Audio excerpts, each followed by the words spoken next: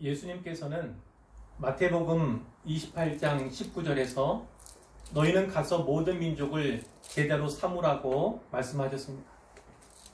부활하신 예수님으로부터 이 말씀을 받은 너희는 누구입니까? 가룟 유다를 제외한 11명의 예수님의 제자들이었습니다. 이 사실을 통해 알 수 있는 건 가서 제자 삼으라는 그리스도의 명령이 그분의 제자들에게 주어졌기 때문에 제자 삼는 일을 하려면 먼저 그리스도의 제자가 되어야 한다는 것입니다. 저는 언젠가 오래전에 이런 말을 들어본 적이 있습니다. 내가 예수님의 제자지 사람의 제자냐? 내가 예수님의 제자이지 사람의 제자냐? 이런 말을 들어본 적이 있어요. 이 말은 교회 안에 있는 어떤 분이 그 교회 담임 목사님을 염두에 두고 했던 말입니다. 내가 예수님의 제자이지 목사의 제자냐? 이런 말이죠. 여러분은 어떻게 생각하십니까? 어떻게 보면 맞는 말 같기도 하고 또 아닌 것 같기도 합니다. 알쏭달쏭하지요. 그러나 이분은 성경을 잘 모르는 분이거나 아니면 불행한 분입니다. 사도 바울은 고린도전서 11장 1절에서 너희는 나를 본받는 자가 되라 말씀을 하셨습니다. 또 빌립보서 3장 17절에서는 형제들아 너희는 함께 나를 본받으라 이렇게도 말씀을 하셨습니다. 이 말씀은 곧 너희는 선생인 나를 본받는 제자가 되라는 말씀이죠. 저를 비롯해서 오늘 이 시대에 어느 목회자가 사도 바울과 같을 수 있겠습니까? 저는 다만 지금 제자 삼는 원리에 대해서 말씀을 드리고 있는 것입니다. 다시 빌립보서 3장 17절로 가면요. 형제들아 너희는 함께 나를 본받으라. 그리고 너희가 우리를 본받은 것처럼 그와 같이 행하는 자들을 눈여겨보라. 이렇게 말씀하고 있습니다. 영어 성경에 보면 거기에 나의 모범이라는 단어가 나와요. 그리고 그 패턴이라는 단어도 나옵니다. 결국은 이 사도 바울이 제자 삼기에 대해서 말씀을 하고 있다. 이렇게 볼 수가 있는 거죠. 바울의 모범을 따르고 그 모범에 따라서 사는 사람들을 주목하여서 제자 삼으라. 이런 말씀으로 읽을 수 있습니다. 빌립보서 11장을 살펴볼 텐데요. 그 1절에 보면 이런 말씀이 있습니다. 내가 그리스도를 본받은 자가 된 것 같이 너희는 나를 본받는 자가 되라. 바울이 나를 본받는 자가 되라 이렇게 말씀했던 것은 그 자신이 그리스도를 본받는 자였기 때문입니다. 선생과 제자의 관계는 어떠해야 합니까? 그 2절에 보니까 너희가 모든 일에 나를 기억하고 이런 말씀이 있어요. 스승과 선생과 제자의 관계는 바로 그러해야 합니다. 모든 일에 기억하는 거예요. 선생은 그 제자들을 모든 일에 기억하는 것이고 또 제자는 선생들을 모든 일에 기억하는 것이 옳은 줄로 압니다. 또 하나, 또 내가 너희에게 전하여 준 대로 그 전통을 너희가 지킴으로 너희를 칭찬하노라 이런 말씀이 있습니다. 선생이 전하여 준 그대로 지키는 것이 제자가 할 본분이다 이렇게 가르치는 것이고요. 그리고 제자는 늘 칭찬받기에 힘쓰는 자가 되어야 한다 이렇게도 말씀을 하시는 것입니다. 여러분은 주님께 칭찬받기를 원하십니까? 그렇다면 먼저 목회자에게 칭찬받기를 힘쓰시기를 바랍니다. 이것이 성경이 가르치는 영적인 원리입니다. 3절 말씀에는 그러나 나는 너희가 알기를 원하노니 각 남자의 머리는 그리스도요 여자의 머리는 남자요 그리스도의 머리는 하나님이시니라 이렇게 말씀을 합니다. 영적 질서에 대해서 말씀을 하시는 거예요. 이렇게 이해할 수 있습니다. 바울의 머리는 그리스도, 그리스도의 머리는 하나님이시다 이렇게 말씀을 하는 거죠. 예를 들어보면 이런 겁니다. 디모데를 아시죠? 디모데는 바울의 제자였어요. 하지만 동시에 예수님의 제자이기도 한 것이죠. 이것이 성경적인 원리라는 말씀입니다. 그러니까 내가 예수님의 제자냐, 예수님의 제자이지 사람의 제자냐 이렇게 말했던 그 분은요. 이 영적인 원리를 알지 못하거나 아니면 불행한 사람인 셈입니다. 예수님께서는 마태복음 23장 3절에서 이렇게 말씀하셨어요. 그러므로 무엇이든지 그들은 서기관들과 바리새인들이에요. 서기관들과 바리새인들이 말하는 바는 행하고 지키되 그들이 하는 행위는 본받지 말라. 이렇게 말씀을 하셨습니다. 결국 누군가를 본받는다는 것은요, 행위의 문제이고 삶의 문제인 것입니다. 어떤 사람의 말과 가르침과 믿는 바가 잘못이 아닌 경우에라도요, 언행일치하지 않음, 즉 말과 행동이 다르거나 교행일치하지 않음, 즉 가르치는 것과 살아가는 모습이 모순되거나 신행일치하지 않음, 즉 믿는 바대로 행하지 않기 때문에 본받을 수 없거나 본받아서는 안 되는 경우들이 생기게 되는 것입니다. 어떤 신자가 그의 담임 목회자를 선생으로 여기지 않는 것은 통상 둘 중에 하나입니다. 하나는요, 성경에 나오듯 연소함으로 말미암아 나이가 어리다는 그 이유로든 혹은 그 밖에 다른 이유로든 목회자를 업신여기기 때문이에요. 그리고 또 하나는 어떤 것이냐면 위에서 본 것처럼 목회자의 문제가 있습니다. 특별히 말, 그리고 가르치는 것, 그리고 믿는 바대로 살지 못하는 삶과 그것들 간에 일치하지 않는 문제 때문임을 우리가 종종 보게 되는 것이죠. 어쨌거나 이런 사정은 참으로 불행한 일이 아닐 수 없습니다. 우리 신앙과 교회 교육의 궁극적인 목표는 예수 그리스도의 제자를 삼는 일입니다. 하지만 주님께서 제자 삼는 그 일을 저와 같은 목회자, 그리고 여러분과 같은 직분자나 인도자, 또 전도자라는 사람을 통해서 이루어 가신다는 사실을 꼭 기억해야 합니다. 사람을 낚는 어부의 사명은 모든 이들에게 허락이 되었지만 제자를 삼는 사명은 오직 제자들에게만 허락이 된 것입니다. 이것은 단지 누군가를 교훈하고 누군가를 가르치는 것뿐만 아니라 삶 속에서 어떻게 교훈하고 가르친 바를 그대로 살아내는가와 관련된 중요한 것이죠. 제자 삼는 일을 맡았다면 삶을 통해서 본을 보여야 한다는 말씀입니다. 그래서 이 시간에는 오늘 본문을 통해서 제자란 누구인가, 제자의 조건, 그리고 제자도에 대해서 생각해 보도록 하겠습니다. 첫째, 제자는 예수님에 대해서 분명한 신앙 고백을 가진 사람입니다. 예수님에 대해서 분명한 신앙 고백을 가진 사람이 제자라는 것입니다. 27절에 보니까 예수님과 제자들이 어디에 있냐면 가이사랴 빌립보에 있습니다. 이 가이사랴 빌립보에서 예수님께서 제자들에게 물으셨어요. 사람들이 나를 누구라고 하느냐? 제자들이 서로 이야기를 했습니다. 어떤 사람들은 세례 요한이라고 하고요. 어떤 사람들은 엘리야라고 하기도 합니다. 또 더러는 선지자 중에 하나라고 말하기도 합니다. 예수님께서 제자들에게 물으셨어요. 그러면 너희는 나를 누구라고 하느냐? 너희는 나를 누구라고 하느냐? 제자들에게 가장 근본적인 질문을 던지신 것입니다. 이때 베드로가 대답했어요. 주는 그리스도시니이다. 주는 그리스도시니이다. 마태복음의 병행 본문에 보면 주는 그리스도시요 살아계신 하나님의 아들이십니다. 이런 말씀이 있습니다. 베드로는 예수님을 주와 그리고 그리스도로 고백하는 것이죠. 베드로와 제자들은요, 3년간의 공생의 기간 동안에 예수님을 따랐잖아요. 늘 함께 했습니다.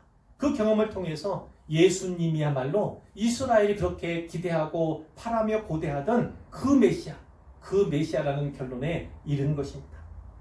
사랑하는 성도 여러분, 예수님은 오늘 우리에게도 동일한 질문을 던지십니다. 너희는 나를 누구라고 하느냐? 너희는 나를 누구라고 하느냐? 이 질문은 우리의 실존을 향한 가장 근본적인 질문입니다. 뿐만 아니라 우리 인생에서 가장 중요한 질문이기도 하지요. 왜냐하면 이 질문에 어떤 대답을 하는가, 그것이 여러분의 인생, 여러분의 영혼을 결정할 것이기 때문입니다. 너희는 나를 누구라 하느냐? 너희는 나를 누구라 하느냐? 여러분은 예수님의 이 질문에 무엇이라고 대답을 하시겠습니까? 둘째, 제자는 신앙 고백대로 살아가는 사람이에요. 신앙 고백을 한 대로 살아가는 사람이 제자입니다. 예수님께서는 베드로의 대답을 흡족하게 여기셨어요. 마태복음에 보면 칭찬하셨다고 되어 있습니다. 하지만 경고의 말씀도 주셨습니다. 자기의 일을 아무에게도 말하지 말라 이렇게 말씀을 하셨어요. 그런데 아무에게도 자기가 그리스도인 것을 말하지 말라 이렇게 말씀하셨던 예수님께서 제자들을 향해서는요, 이때 처음으로 그리스도 자신이 받으실 순환과 죽음 그리고 부활에 대해서 예고해 주셨습니다. 31절의 내용인데요, 인자가 많은 고난을 받고 장로들과 대제사장들과 서기관들에게 버림받되어 죽임을 당하고 그러나 사흘 만에 살아나야 할 것을 비로소 그들에게 가르치셨다. 이렇게 성경이 말씀하죠. 예수님께서는요, 죽은 지 사흘 만에 살 것 이렇게 말씀하지 않으셨어요. 죽은 지 사흘 만에 살아나야 할 것이라고 말씀을 하셨습니다.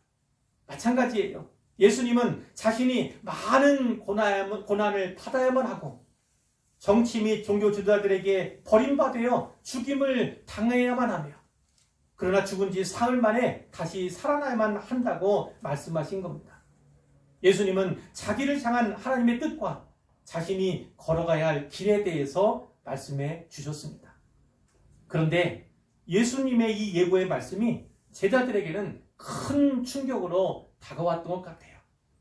제자들이 예수님을 주와 그리스도 이렇게 고백은 했지만 그들이 바라고 기대하던 그리스도상, 그 그리스도상은요, 영광스러운 메시아였고 왕위에 오르실 그리스도였습니다. 예수님과 제자들은 지금까지의 일정으로 갈릴리의 모든 사역을 마친 상태예요. 이제 곧 예루살렘을 향해서 여정을 시작할 것입니다. 제자들은 예루살렘 입성을 출정식과 같이 여기고 있었어요. 그런 제자들이니까 그들에게 예수님의 순환 예고는 도무지 받아들이기 어려운 천부당 만부당한 말씀이었던 것입니다. 예수님께서 이렇게 드러내놓고 말씀을 하시니까 베드로가 예수님을 붙들고 항변했다고 기록하고 있어요. 이 항변했다는 것은 어떤 의미냐면 예수님의 말씀에 대해서 강한 거부 그리고 항의를 했다는 그런 말씀입니다. 안 됩니다. 그럴 수 없습니다. 이런 의미로 이해할 수 있어요. 그랬더니 예수님께서 베드로를 꾸짖으셨어요. 사탄아, 내 뒤로 물러가라. 이렇게 말씀을 하셨죠. 예수님은 항변하는 베드로를 꾸짖으셨어요. 멋진 신앙 고백으로 예수님께 칭찬 들었던 베드로는 곧 책망을 받았습니다. 거기에다 사탄이라는 오명까지 듣게 되었죠. 이로써 주는 그리스도라고 하는 그의 신앙 고백은 온전한 것이 아니었음이 드러난 것입니다. 예수님은 베드로를 향해서 왜 사탄아 내 뒤로 물러가라 이렇게 말씀을 하셨을까요? 베드로의 기대는요, 광야에서 예수님을 시험하던 그 사탄의 기대와 별반 다르지 않았기 때문이에요. 그때 마귀는 40일 금식하며 심히 줄인 그 예수님을 3번 시험을 했지요. 첫 번째는 어떤 거였습니까? 네가 만일 하나님의 아들이거든 명하여 이 돌들로 떡덩이가 되게 하라. 두 번째는요, 예수님을 거룩한 성으로 데려다가 성전 꼭대기에 세우고 네가 만일 하나님의 아들이거든 뛰어내리라. 이렇게 도전했어요. 그리고 세 번째, 마귀가 예수님을 데리고 지극히 높은 산으로 가서 천하만국과 그 영광을 보여주었습니다. 그리고 만일 내게 엎드려 경배하면 이 모든 것을 내게 주리라 이렇게 얘기했죠. 이때 예수님께서는 뭐라고 말씀합니까? 사탄아 물러가라. 그리고 말씀으로 사탄을 물리치셨습니다. 예수님께서 영광의 메시아, 또 승리하는 그리스도, 추앙받는 왕이 되라는 것은요, 사탄의 말일 뿐이지 하나님의 뜻이 아니었던 것입니다. 사랑하는 성도 여러분, 여러분 역시 예수님을 믿음으로써 기대하는 바가 있을 거예요. 예수 믿었으니까 이렇게 되기를 원하고 바라는 바가 분명히 있습니다. 그런데 혹시 여러분 개인이 원하는 또 바라는 그 바와 또 하나님의 뜻이 상충이 된다면 여러분은 어떻게 하시겠습니까? 이제 세 번째입니다. 제자는 하나님의 일을 생각하는 자입니다. 하나님의 일을 생각하는 자가 제자라는 것입니다. 예수님은 베드로를 향해서 이렇게 말씀하셨어요. 사탄아, 내 뒤로 물러가라. 네가 하나님의 일을 생각하지 아니하고 도리어 사람의 일을 생각하는도다. 여러분, 이 사실을 아셔야 합니다. 예수님을 알지 못하고 예수님을 믿지 않는 사람들에게는요, 단지 사람의 일만 있을 뿐이에요. 사람의 일만 있을 뿐입니다. 하지만 예수님을 주로 고백한 신자, 곧 예수님에 대해서 신앙 고백을 가진 사람들에게는 사람의 일 외에 하나님의 일이 또 있다는 거예요.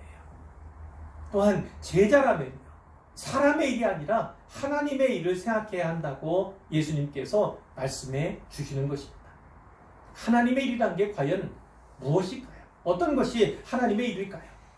이에 대해서 가장 분명하게 답하고 있는 구절은 요한복음 6장 29절 말씀이에요. 사람들이 예수님에게 나와서 우리가 어떻게 하여야 하나님의 일을 하오리까? 이렇게 질문을 했습니다. 그때 예수님께서 하나님께서 보내신 이 누굽니까? 예수님이에요. 예수님을 믿는 것이 하나님의 일이다. 이렇게 분명하게 말씀해 주셨습니다.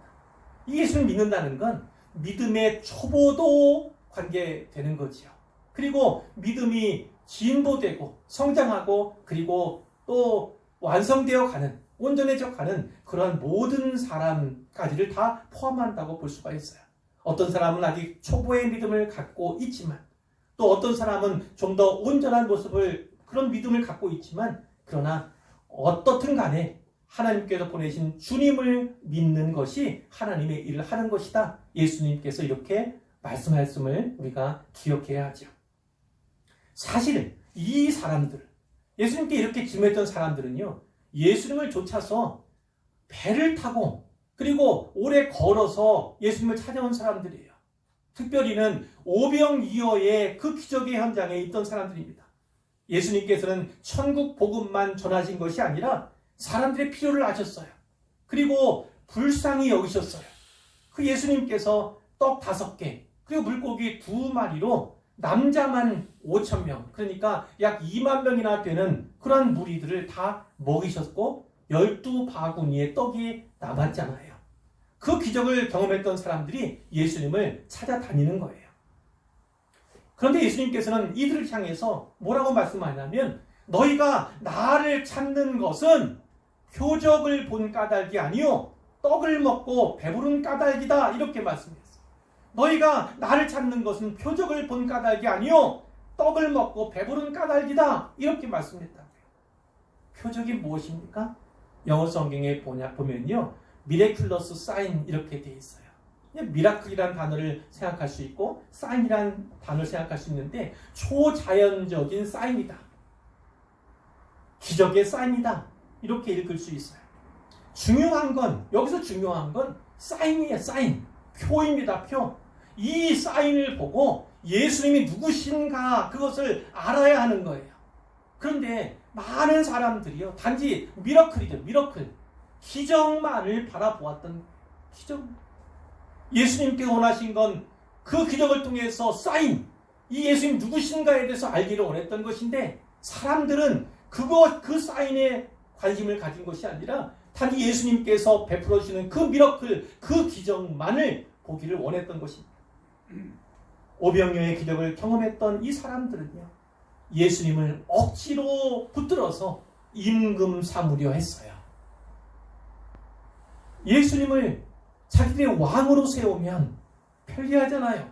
필요할 때 언제든 기적을 베풀어서 배불리 먹게 해줄 수 있는 것이 예수님이니까. 그러니까 우리 예수님을 믿음의 대상으로 삼은 것이 아니라 도구로 삼은 거예요. 그렇게 원했던 것입니다. 임금 삼으려 하는 이유가 그것이죠. 사실 이런 문제는요, 제자들에게도 없지 않았습니다. 오병이어의 기적만 아니라 7병이어의 기적도 있어요.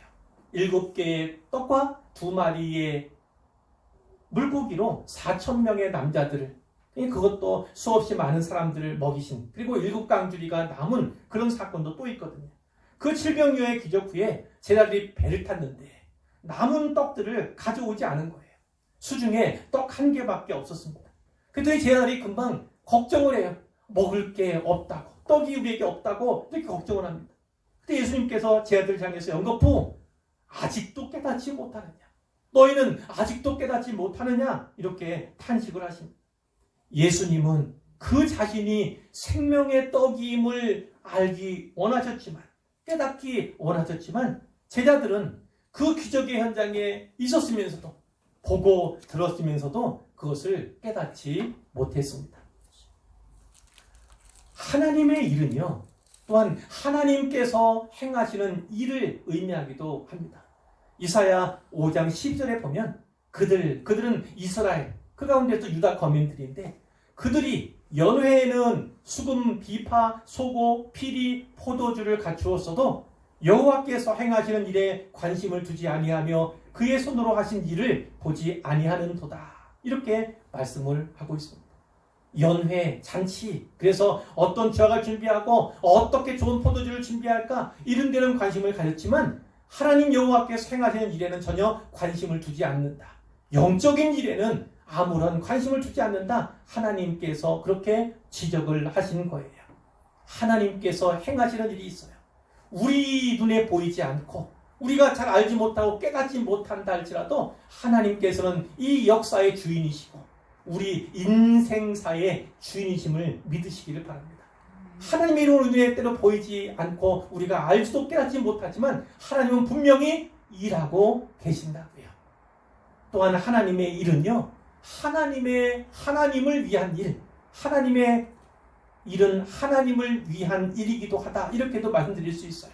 그것은 곧 하나님의 영광을 위한 일, 하나님의 뜻을 이루어드리는 일, 그리고 하나님 나라를 넓히는 일, 주의 몸된 교회를 세워가는 일, 이런 일들이 다 하나님을 위한 일이고 하나님의 일이다, 이렇게 이해할 수가 있죠. 기억해야 합니다. 우리는 그리스도인으로 부름받은 사람들이에요. 그래서 사람의 일만 아니라 하나님의 일을 해야 하는 사람들입니다. 그런데 우리는 사람의 일에 더 바빠요. 하나님의 일은 어떤 크거나 내가 그래서 하지 못하는 거거나 너무 대단해서 나하고는 상관이 없는, 그렇게 받아들이기 쉽습니다. 그러나 그리스도인들이 하나님 나라와 그분의 영광과 그 이름을 위해서 행하는 모든 일, 그것을 목표로 해서 하는 모든 일은 다 하나님의 이름을 꼭 기억하시기를 바랍니다. 넷째입니다. 하나님의 일을 하려면요, 사람의 일이 아니라 하나님의 일을 하려면 날마다 자기를 부인하고 자기 십자가를 져야만 합니다. 34절에 보니까 무리에게 또 제 아들에게 말씀하셨어요. 누구든지 나를 따라오려거든 자기를 부인하고 자기 십자가를 지고 나를 따를 것이니라. 이것을 제자도 이렇게 이야기를 합니다. 예수님을 따르는 제자가 되려면 자기를 부인해야 합니다. 그리고 자기 십자가를 져야 합니다. 이것이 예수님께서 우리에게 알려주신 제자의 길인 거예요. 이 제자를 자기를 부인하는 일과 자기 십자가를 지는 일 모두 그 모범은 예수님이십니다. 예수님은 그리스도시고 하나님의 아들이세요. 그런데 그분이 성육신하셔서 사람이 되셨습니다. 하나님은 창조주시잖아요. 창조주께서 만드신 피조물 가운데 하나인 사람이 되셔서, 그리고 십자가에 달리셨고 거기에서 죽으셨잖아요. 그러니까 창조주 하나님이 피조물 가운데 하나가 되셨고 절대자인 하나님께서 십자가의 수치를 당하시고 죽으신다는 것, 그것이 비교할 수 없이 큰 자기 부인의 모본이다, 이렇게 말씀을 드릴 수 있는 겁니다. 예수님은 그리스도시고 하나님 아들이심에도 불구하고 자기를 그렇게 부인하셨어요. 예수님의 십자가 또한 우리의 모범입니다. 그럼 예수님께서 말씀하신 자기 십자가라는 게 과연 무엇일까? 자기 십자가라는 것이 과연 무엇일까? 많은 사람들이 흔히 이렇게 말해요. 자기가 겪고 있는 어떤 어려움, 처한 환경, 그것을 떠올리면서 내 십자가는 이거다, 이게 내 십자가다, 이렇게 편리하게 말하곤 합니다. 내가 어떤 장애가 있는데 이것이 내 십자가야. 내가 먹여 살려야 하고 내가 키워야 하는 누군가가 있는데 그게 내 십자가야. 이렇게 이야기하는 경우가 종종 있다는 거죠. 그러나 분명히 아셔야 합니다.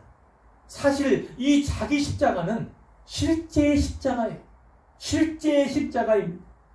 왜 35절부터 37절 오늘 본문에서 4번이나 자기 목숨 이런 단어를 쓰고 있겠습니까? 이것은요 진짜 목숨을 버리는 것, 목숨을 거는 일과 관련이 있기 때문이에요. 예수님을 위해서, 복음을 위해서 죽는 것, 그것이 자기 십자가를 지는 일이에요. 예수님께서 가신 길은요, 왕좌에 오르는, 그리고 정치적인 메시아, 승리하는 메시아로서 가신 것이 아니에요. 십자가에 못 박히러 가셨어요. 예수님을 따른 제자들도 그렇기 때문에 동일한 문제 상황 앞에, 선택의 기로 앞에 서게 된다는 거예요. 내가 이 상황에서 예수님과 함께 죽을 것인가? 아니면 예수님을 배반하고 배도해서 돌아설 것인가? 이런 선택의 기로에 늘 서게 된다는 것이고 설 수밖에 없게 된다는 거예요. 그래서 자기 십자가를 지고라고 하는 이 말에 담긴 함의는 예수님처럼 진짜 십자가를 지는 것을 말하는 것입니다. 그러나 우리하고는 좀 다르죠.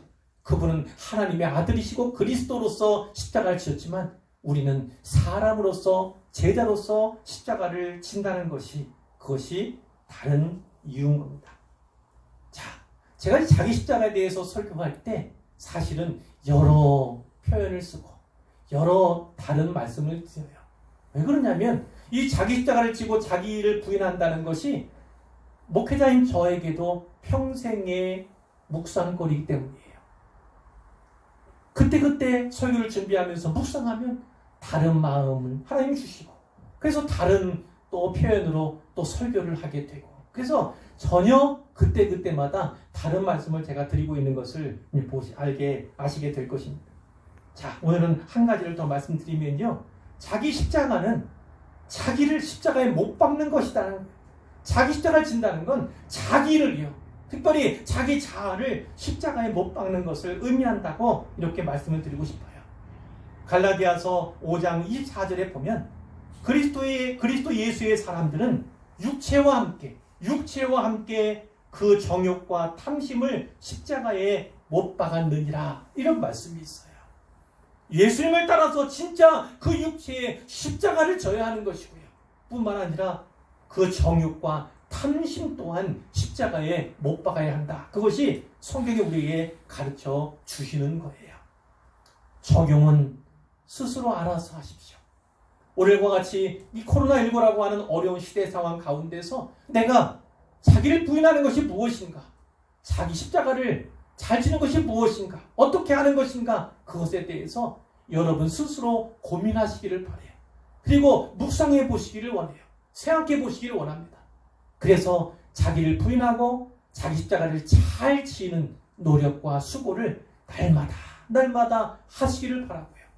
이것을 묵상하시고 평생의 화두로 삼으시기를 주님의 이름으로 부탁드립니다. 이제 결론이에요. 오늘 제자의 조건과 제자도에 대해서 잠깐 살펴보았는데 우리가 꼭 기억했으면 좋겠습니다.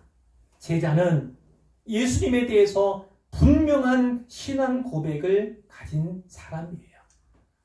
신앙 고백이 명확하지 않다면 신앙 고백 따라 살아갈 수는 없습니다.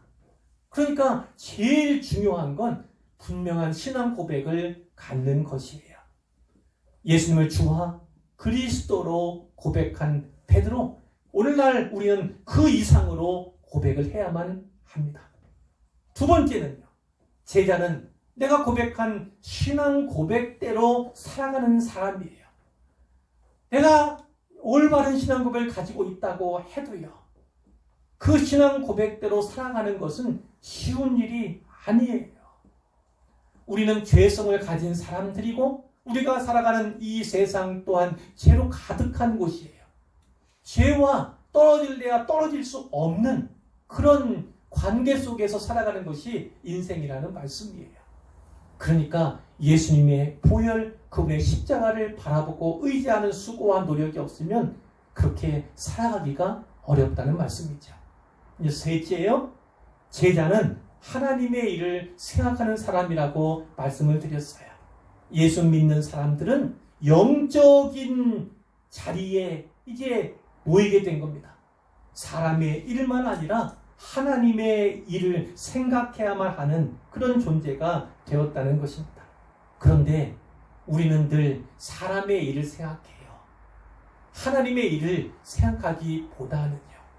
그건 역시 주님을 모범 삼아서 우리가 계속해서 우리 주님을 따르는 길, 또 따르는 일, 따르는 선택을 계속해야만 하나님의 일을 생각하는 시간들이 많아지고 내 육신의 일들이나 사람의 일들을 내려놓을 수 있는 것이죠. 이제 마지막으로 네 번째. 그렇게 하려면 어떻게 해야 합니까? 날마다 자기를 부인해야 합니다. 자기 십자가를 져야 한다. 예수님께서 이렇게 말씀을 하셨어요. 사랑하는 의왕소망교회 성도 여러분, 이 말씀을 잘 새기고 기억하셨어요. 모든 분들이 다 예수님의 제자가 되시기를 바랍니다. 그래서 예수님께서 우리에게 사명으로 주신 제자 삼는 일에 충성하시기를 주님의 이름으로 축원드립니다.